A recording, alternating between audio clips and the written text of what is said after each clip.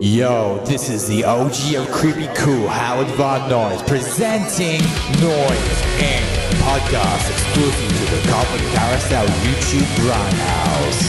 I have all kinds of awesome ready to throw down with you, including a special guest interview, plus the most relevant of underground creepy sauce, the strange. Welcome to Noise Inc. podcast again, and we're here with another episode, and I'm hanging out with Erin from Death of Art at her cool art studio. Hi. Thank you. Yeah. It's insane. It's like a musician's playground. Yeah. I love it. I appreciate it. Yeah, I bet.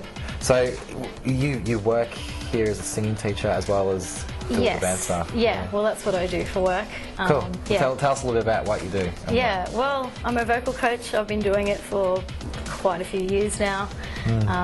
So yeah, I work for a big school, and this is my branch at this location. So do you want to start again and I'll turn that off? No, it's cool. We'll keep rolling.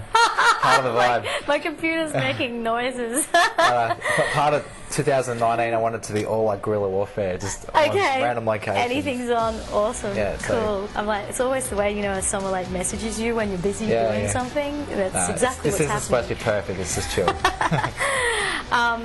Yeah, so that's what I do for work, and it's great. It's very rewarding, and it's a dream job as a singer to be coaching, and I love helping other people.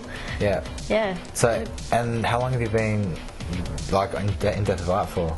How long has that band been around? That's always a difficult question to answer exactly, because it wasn't like, oh, we suddenly went, oh, let's put this band together and here it is. It kind of started with Andre and I writing together. So there was no band at that point. And then we did a few little acoustic things together. Still no band, no name, you know, nothing. And then Raj came along, who was playing keyboard. So then, then it became more of a band, and we started doing shows. So that probably goes back, I'm not really sure even. It's over 10 years. Yeah. Around a 10-year mark. I have a vague memory when I was in Hatch at Dawn, you guys were around that time. 2007, 8. Yeah. Okay. Yes. Yeah. So I think we actually played on a show. What was that place in Footscray? Vedette. Yeah, yes. Vedette nightclub. Yeah. Yeah. I do remember. So you go way back then. Yeah. So you've managed to keep the one band going. I've had like 3 or 4. Right. Yeah. Sweet. Okay. Yeah. So so there was that, and then Loz came along later, like 2 or 3 years later, I think.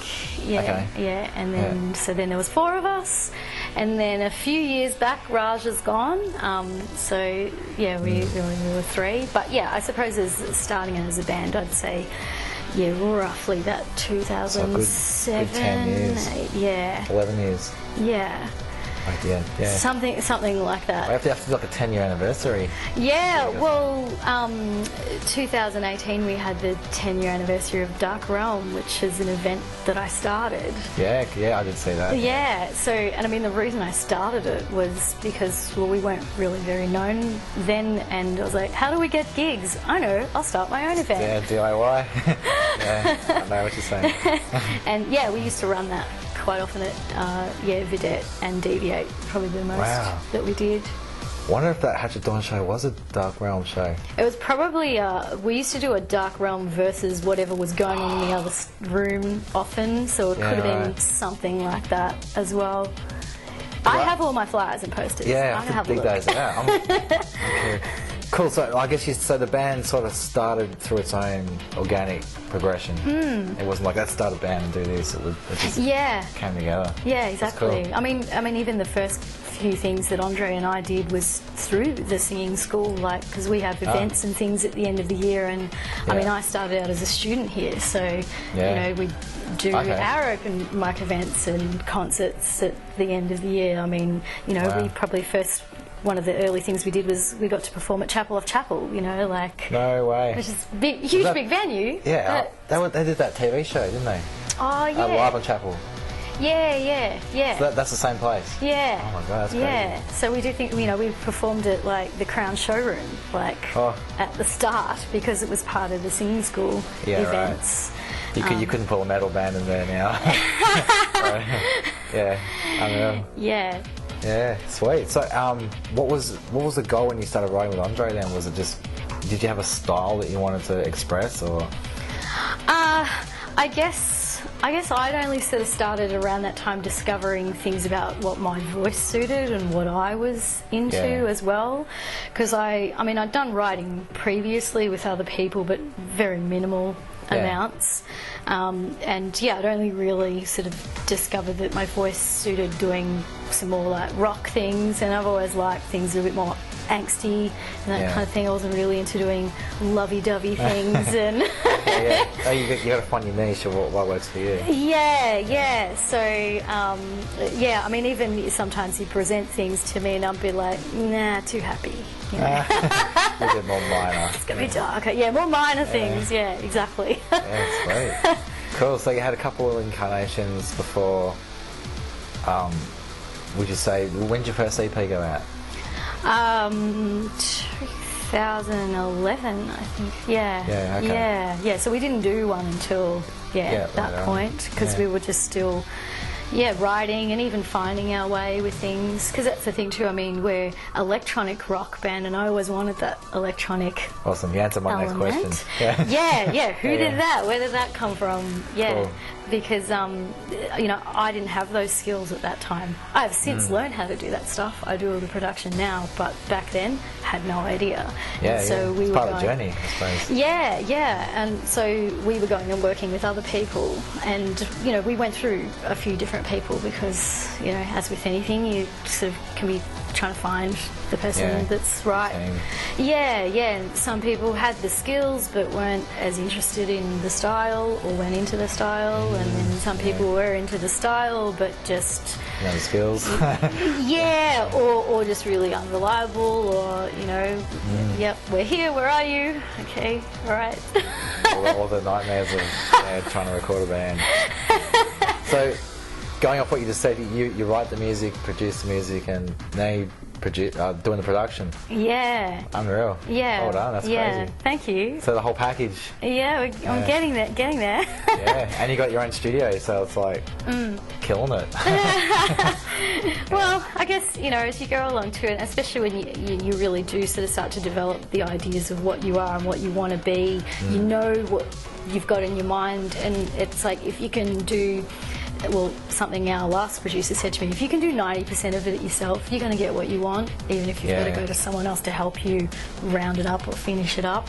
Yeah. And, I love learning new things as well, so, I found, like, recording, I enjoy every single sort of stage of it. I don't understand the drums at all. Like, there's just too many microphones, there's too much going on. And even I've attempted to try and mix a couple of songs, and I just can't get past the drums. Yeah, like you get the guitars where you want them, and the vocals are sitting there, and the bass, but you get to the drums, and you think, what the hell? There's an art to it. Well, I haven't got to the stage of being able to record live drums. I haven't done that yet, but I can mix drums. So I've gotten onto that. Yeah. But at the same time, I still feel like I'm always learning. I wouldn't call myself a producer. Well, you are, but you're producing your own music. But but I don't know. It isn't like your ambition life. No. I think it'd freak me out if someone came to me and went, "Oh, could you produce our band?" I'm like, if you want it to sound like my band. Yeah, exactly. Let's do this. Exactly. Everything I've learned has been focused on how I want my band to sound. So like a little mad scientist approach, like you get that sound the way you want it. Yeah, cool. Yeah, so looking around the room, like you got your own vocal booth, you got your own little setup there with monitors. Yes. It's pretty crazy. You got a PA. Yeah. all systems go. It all just gets added over time. When I first arrived in this particular room, there wasn't really very much in here at all. I had a borrowed PA from an old cover band, that sat on a couple of chairs in the corner, and it had an amp that only half worked. So, you just do what you can to begin with. That's awesome. Yeah, And cool. Didn't have any of all this other gear in here, just my old PC at the time from home and my desk. Yeah, you built it up from there. Yeah. That's unreal. Crazy. So I guess what was it like when you got your first EP? I forgot the title of the EP. The first one? Yeah, the first one. Well, You got our 2-8, yeah? yeah. Okay, so let's well, talk the first one. you'd be forgiven for getting the title because it's self-titled. Okay. That's about it. Yeah, we didn't put a title on it. Yeah, No, it wasn't worthy. Yeah. Self-titled. Yeah, that's it. Sweet. So getting out of that, how was that? Like, as obviously it's a great feeling. Did you feel it was the right place you wanted to be launching the band? It was like, cool, this is the sound.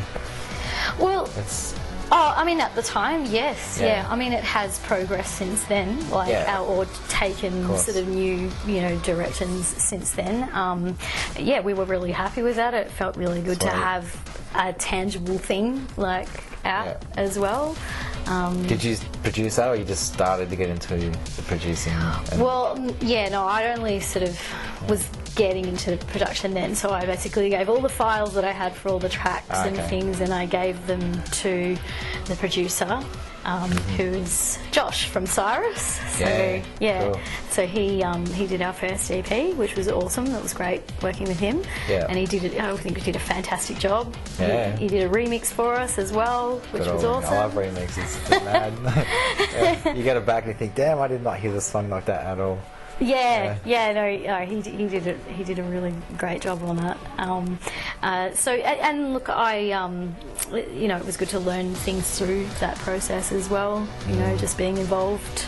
It's not like I just completely handed it over and that's it. So you kind of, I guess, produced it as far as like the vision.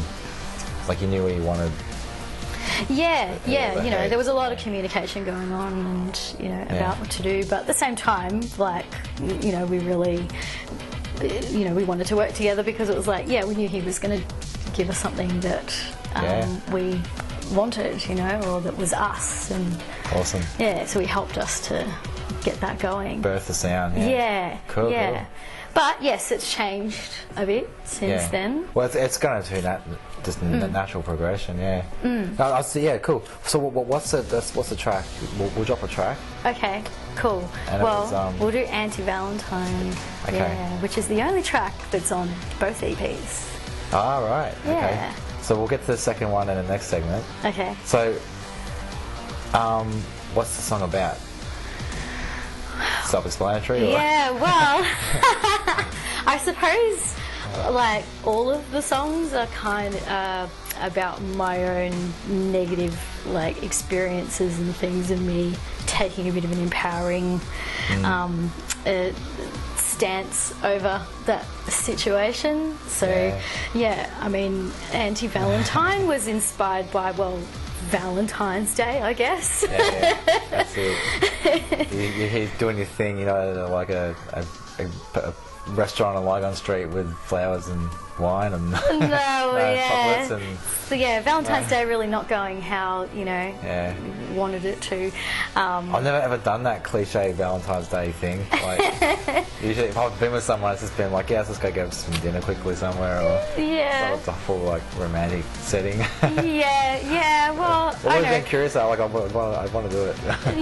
Well, I think it was just, it was a good... I mean, it wasn't really so much just about Valentine's Day. It's sort of really just what triggered off the thought of awesome. This isn't a great situation, and and I'm, I guess you can end up putting up with a lot of crap from someone, in a relationship situation, and more than maybe you should, and that's sort of, and find yourself, and that's like, how did I get here, I wouldn't be standing for this, Awesome. So that's kind of it. Cool. Well, we'll drop Anti-Valentine and we'll come back and talk more about the second EP and what's going on now in the band. Sounds good. Awesome. All right, Death of Art, Anti-Valentine, check it out.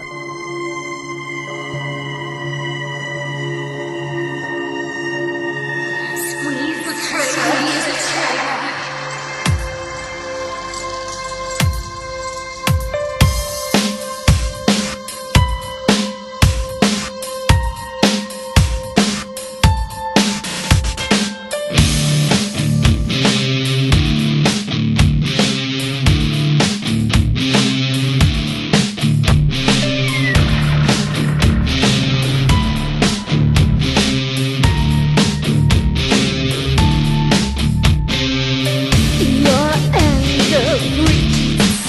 again and again, again, again, again. I'm just disposable domino, so shoot me down. Squeeze the trigger, honey, tighter, tight, tight, bang. Release. I'm already dead to you. You keep killing me, bleeding me more. Already dead to you. Be mine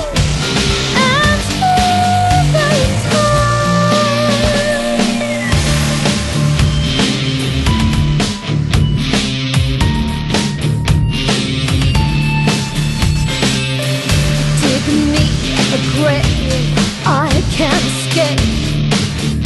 Dig deeper, deep, deep, deeper. Fill me with your bullets of apathy. Every time you shoot me down, I'm already dead to you. You keep killing me, bleeding me more. Already dead to you. Be mine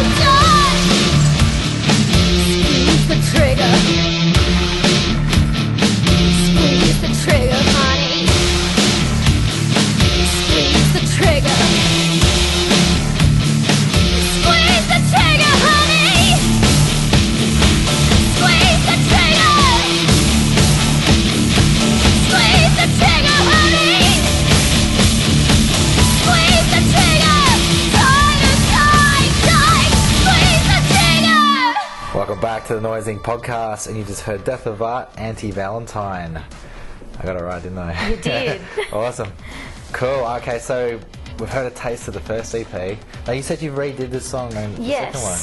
Yeah, we did. Because, like I said, the sound with our recordings in the second EP kind of took a little bit of a different direction. Yeah. And, we just felt that's our strongest song. People still seem to bring that one up and remember that one. So we thought, well, we should put that on there, again. Kick a new life. Yeah. So, because I guess the biggest difference with going to the second EP from the first one was more electronic sounding. Yeah. Whereas when we got to the second one, we had more of the raw acoustic drums mixed in with the electronics, as opposed to it being so electronic with it's more band performance. Yeah. Cool. Yeah, so, and that was interesting trying to, as I've discovered how, mixing those things together. It's like trying to take a rock band and an electronic thing and fit that together in the studio. It's like, all right, this is not as easy. Yeah, big challenge, Sounds. I guess you got a lot of scope to explore with that, but to make it work and sound cool, it's Yeah. So, I mean, but had a great producer to work with through that. So the second EP is Art of War, yeah? We just called it War. War. Where have I got Art of War? I don't Death know. of Art. The space cadet. Yeah, so it's just War. Yeah. War. War's the EP. War's one of the tracks. Yeah, okay. I'm just getting titles. Yeah. Right, so they're confused. So wait, so that one you put out a couple of years ago, wasn't it? 2015. Yeah. That was a Deviate, right? Yes. Yeah, because Coffin Carousel played. Yes. That was the last Deviate. It was the last banner. ever event at that venue. Damn. Yeah. That's what I remember now. It's all come back. Yeah. In fact, I remember someone's posted up some pictures of the inside of it, like after, you know, it had all been kind of, no one had been in there, and I could still see, like, there were pictures on the band level, like the poster behind the bar of like the drink that we made up for the night. Like it was like written, and it was still there on the wall. I'm like, oh, that's our drink special, still Gone there. down in history. Writing on the wall, Deviate. Yeah, yeah. I guess talking a little bit about Deviate, that was such a cool club for so many reasons. Like, do you think Melbourne misses a good venue and night like that, or? I think so. Yeah. Yeah, and I guess it's quite often the way too. I mean, that you know, when something's taken away, it's like, oh, we missed that now. It's you should have gone more often, and on every then week. Closed down. Yeah, and because Mark was always supportive of the bands. And, well, they had 3 or 4 levels. 'Cause one 3 levels. Yeah. Yeah. Yeah, it was just always a rad night. I remember it was like the go-to as well. You're like, oh, I've got nothing to do tonight, let's go Deviate. Yeah, yeah. There's got to be something going on. Yeah, or you could go do your other thing and then go there afterwards. Yeah. Yeah, fuck yeah. Unreal. So with the EP War, I got it right. Yeah, I mean, did you want to, obviously you did expand with the acoustic drums, and is that a direction you want to keep going in, or? Yeah, I think so. Yeah, it felt more like where things need to go. And look, and as I said, even through like sitting through the production sessions, like I was much more involved in that EP. I sat in on pretty much everything. Sweet. Well, as it worked with a producer, but you know, I sat in and with everything and learnt as much as I could as well during that process. But I saw some things that, you know, going into a following one, they'd be like, oh, okay, right, I'd probably consider doing that a little bit differently in the track and that sort of thing too, which might, you know, and there have been further, I suppose, directions that have come about from that are coming into our current songs, which we haven't done proper recordings of yet, like more, I suppose, where things have become now is even more classical elements. Oh wow! Like what? Like violins and. Yeah, I mean, look, there's compositions like. Well, they have been in there. They've been in the other tracks, certainly. But I mean, even like vocally, like. Oh wow! You know, Okay, so you're pushing yourself. Yeah. I mean, I've been doing classical for a few years now, like on its own. But we've started to incorporate that a little bit more into. Yeah, so you should. The songs. You're like the long-standing member. It's your baby, I guess, isn't it? Yeah, make it more about you. Yeah. Well, I mean, it's just, you know, what works, what sounds good, what feels good, you know? I mean, at the start I wouldn't have thought that this would have been something that would have come into. No, when I started Coffin Carousel, I was just going to be a side project. Right. But then I had no other bands at the time, so I was like, oh, screw it, I'll just keep doing this. And yeah, right. so I get what you're saying, like it's, sometimes you don't intend things to stick around, but they just do. Yeah. Well, I mean, working on my vocals doing classical is like, oh, this is getting better and better, and I'm getting better at this. I'm like, oh, we should try and incorporate a little bit of this and see how that goes. Yeah, I'm just trying to think. So, when you talk classical vocals, give me like a simple way, or how does that progress from, like, say, rock vocals? Is it just different scales, or? Well, I suppose something that might be relatable, which we've actually only just brought back into our show, is you know that song from The Fifth Element? Yeah, that gets sung by the Alien. Yeah. That big classical piece there. We the last show we opened with that. Oh wow! Yeah, it's so like the actual set opener. Yeah, so I can sing that. So rad. so it's that sort of vocal.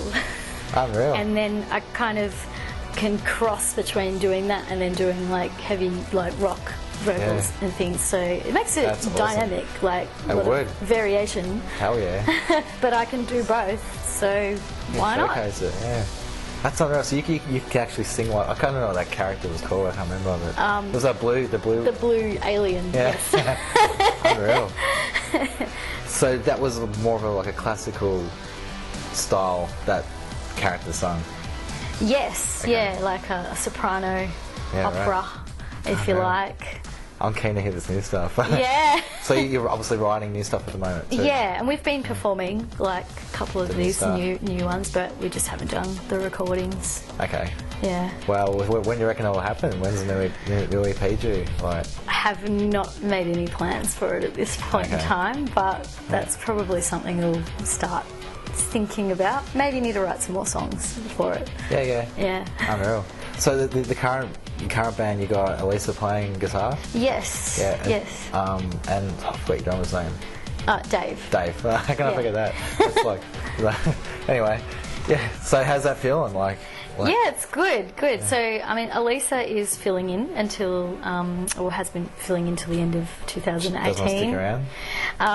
Well, it's more like Andre's sort of just having some time out at the moment. So, yeah, so we'll reconvene over that, you know. Yeah. But Dave has, he joined the band at the end of late 2017. Yeah. Which has worked out really well. I mean, Dave's been a long time friend, and in fact we used to play lots and lots of shows together when we were starting, when he was in Harpy.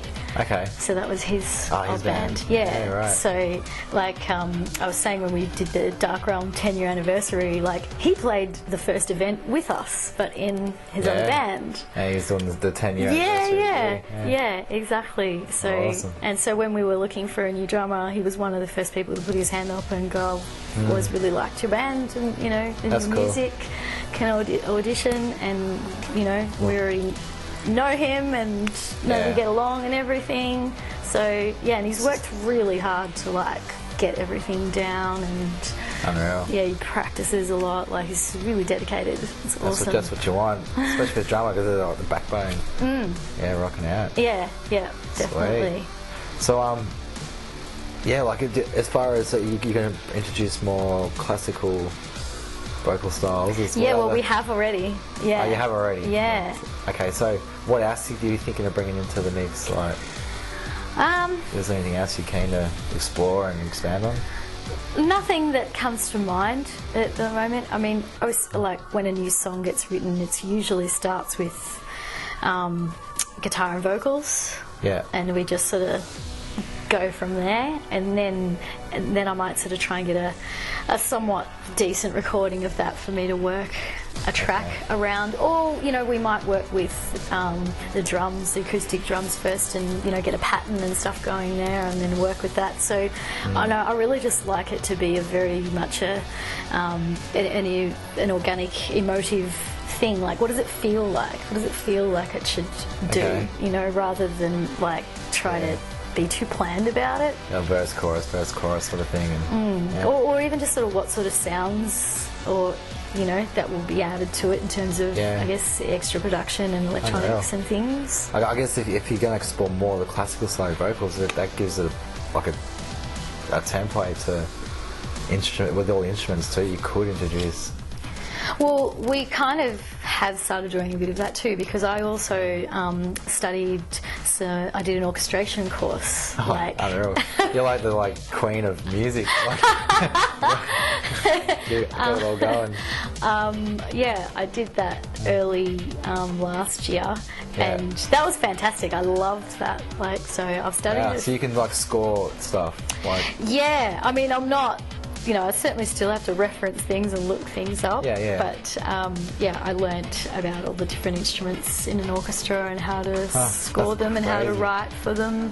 I had to do a final piece where I wrote my own classical piece for an 80-piece orchestra that went for 2 minutes.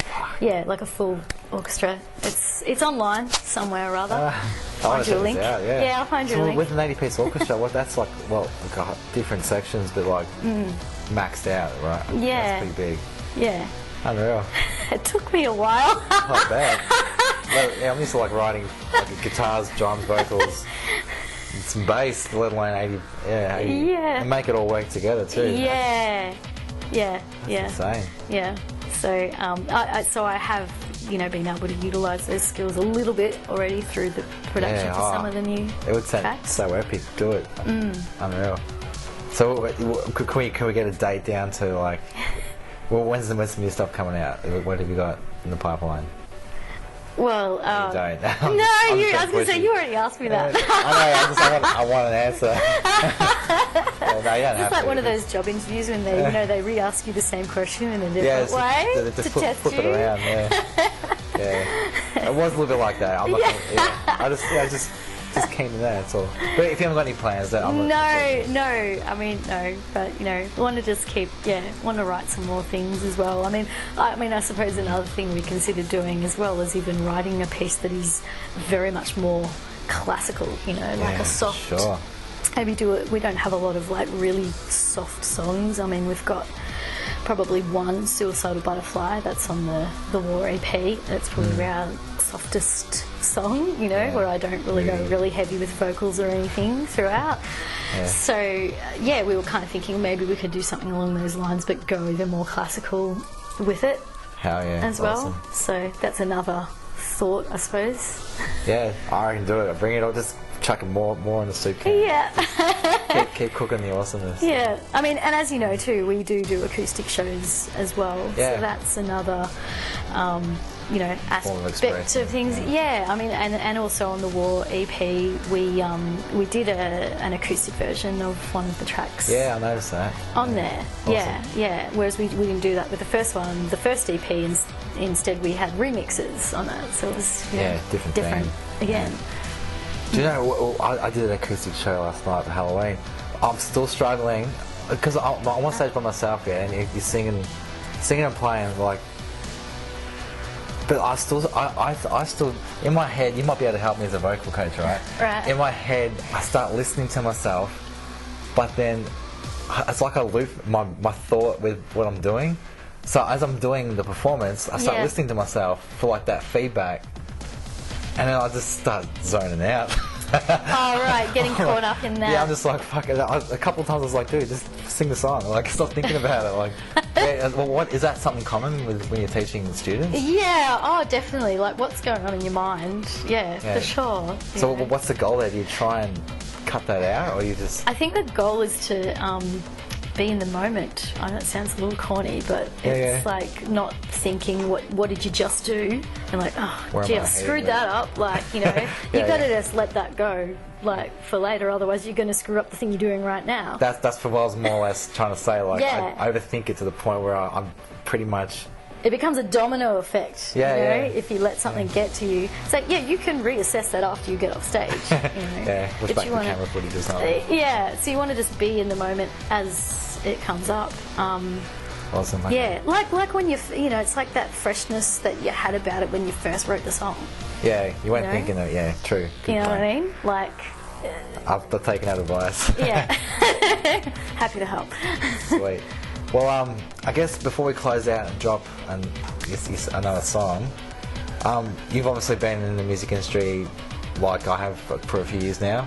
For upcoming bands and artists, and especially female vocalists, what's some tips and pointers that you think are vital that you can share? Wow, it's just like where to start. And I think that is just it, probably. Start, do something. Yeah, good point. That's good ballad, I know I could say a whole heap of things, but it depends on each person's situation and what they're trying to achieve. But just and just if you don't know what to do, like, get help, to begin with. Like, go and work with people. Like, that's what I did to start with, because self-develop something. I didn't know how to write a song to begin with. So, I think I did some short courses, but then I just went and found people as well, so it's like, go out, you know, the internet is so making everything so accessible. It has. Find people, Yeah. jump in groups and things, and you know, go and see things. Yeah, watch your band's already doing it. Yeah. That's such a simple message though. It's so valid because like I can imagine a lot of kids in today's generation just sit in their bedroom on their iPads and iPhones and maybe not pick up the guitar, but they could be picking it up more. But like, just start the process. Yeah. Write that first song. Try and form that first band. Yeah, and don't be too precious about it at the beginning because you're learning, you know, that you're going to be... And you're going to screw up. Yeah. Over and over again. Yeah. That's my... You could definitely, Yeah. Awesome, Erin. Well, cool. We'll drop... What was the second song you wanted out there? Kharma. Kharma. Yeah. Cool. So just quickly, what was this song about? Or is it self-explanatory? Well, I guess in some ways it's self-explanatory. Yeah, it's just like, karma, you know, coming back to take care of someone who's, you know, done the wrong thing, to put it nicely. That's coming, what they've put out's coming back. Yeah, exactly, you know, and I suppose my own thoughts on that is like, yes, sometimes the universe takes care of it, sometimes I may have to be involved in the karma as well, you know, like, but either way, it's like, you know. The agent of, someone said it to me the other day, agent of action or something, or, we're all agents of change in the universe's plan.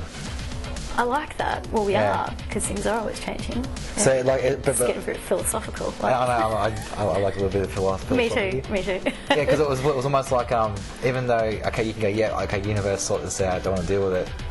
You may make some decision indirectly thinking of that situation, but you've affected it. But that's, so you still might, even though people think, I'm just going to let it go. That's a choice in itself. Yes, I agree. Yeah, and sometimes that's the choice. Yeah, that is the karma. Yes. Awesome.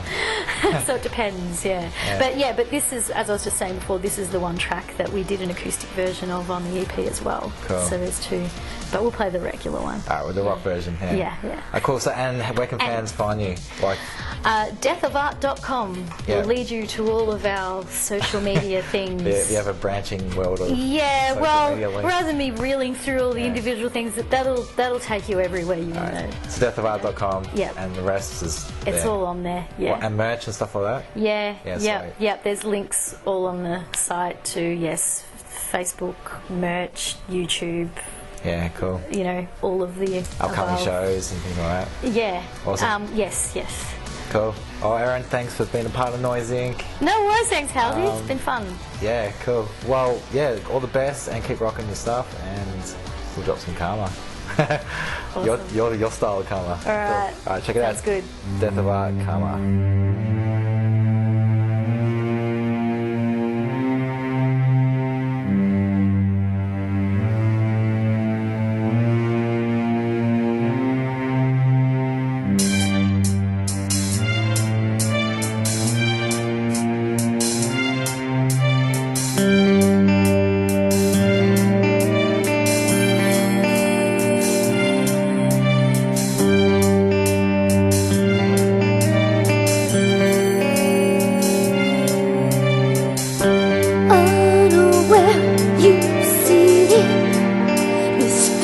You can't escape this place reflecting your fate. In what is in your hand, wrapped in you, in your head. Thought for your thoughtlessness, thought for my innocence. This mirror mirrors your soul. Night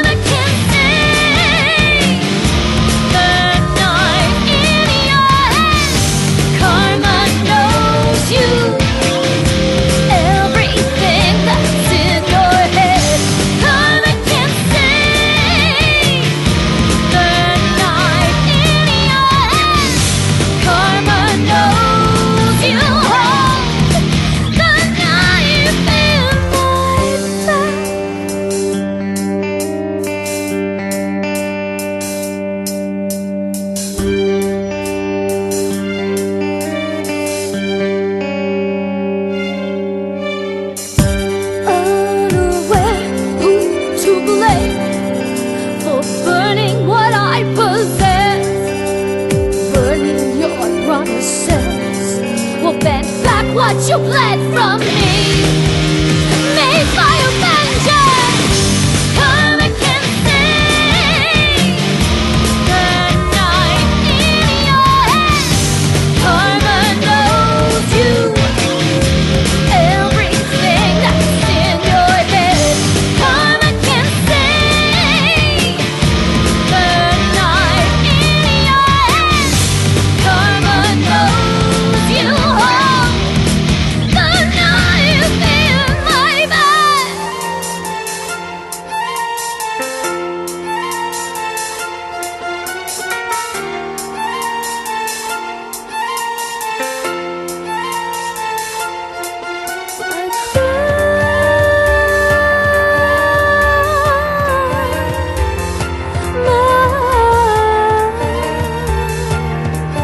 Pity for you, and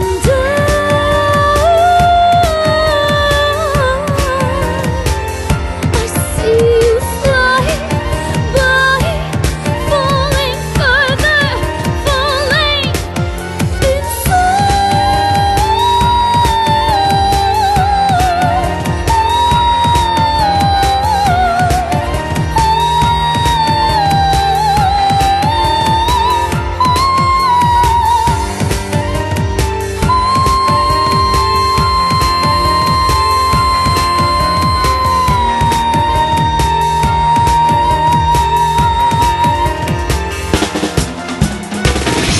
Karma sees you, Karma watches you everywhere, and everything you do.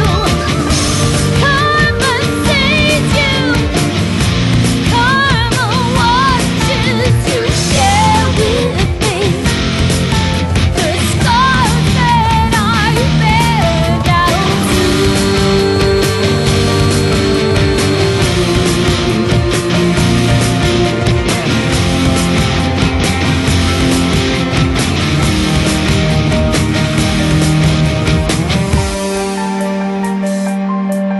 the scars that I bear. Share with me now too.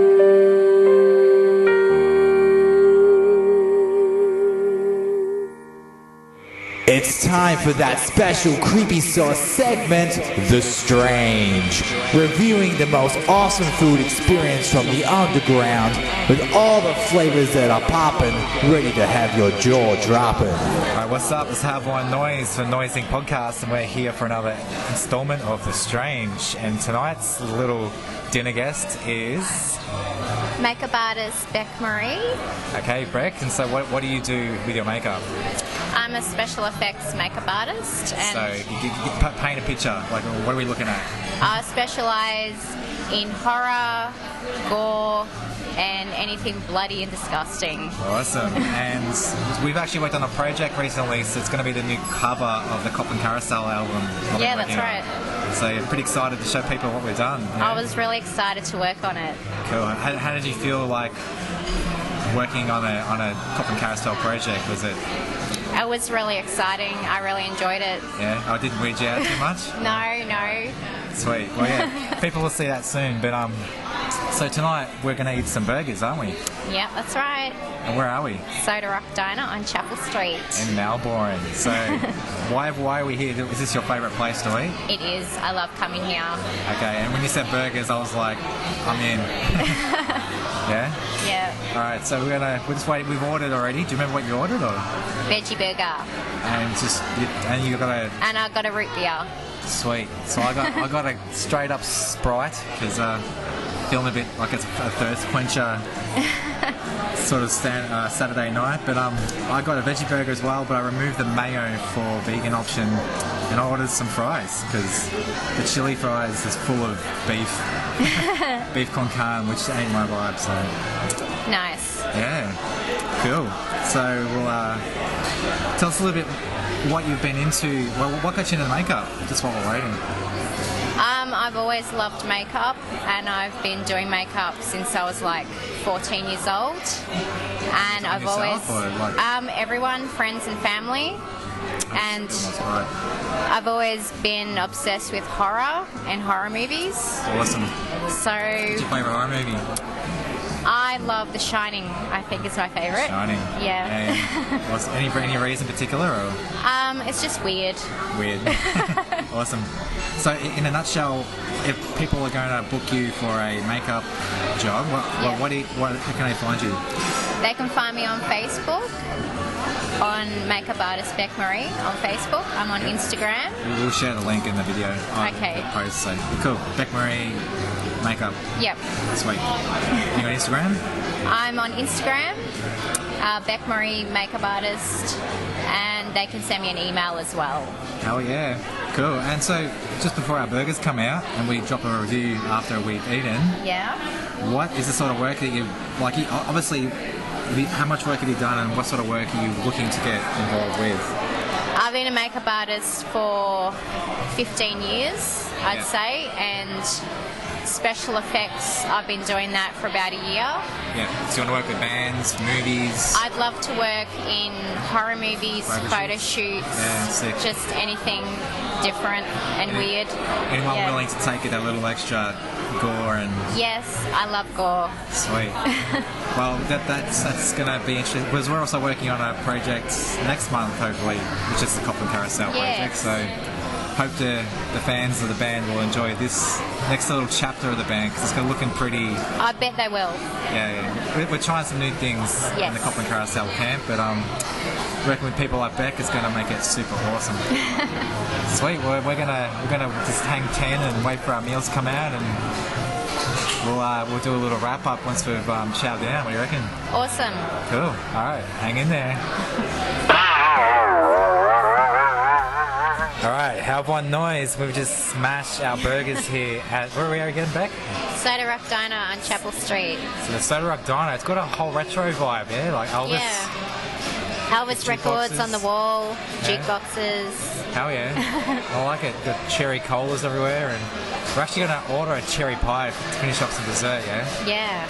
So, well, your burger, what do you rate that out of all the burgers you've ever had?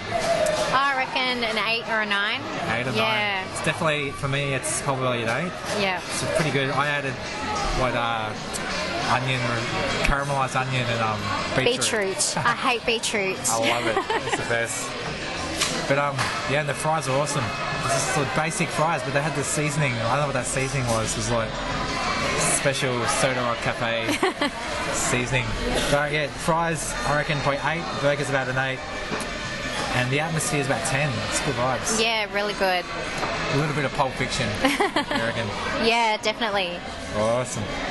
So we're just about to order some cherry pie. Do you want to rate the cherry pie, you reckon? Or? Yeah. You want to do it? Yeah. Okay, so we'll do a third drop. We'll come back in with a cherry pie review.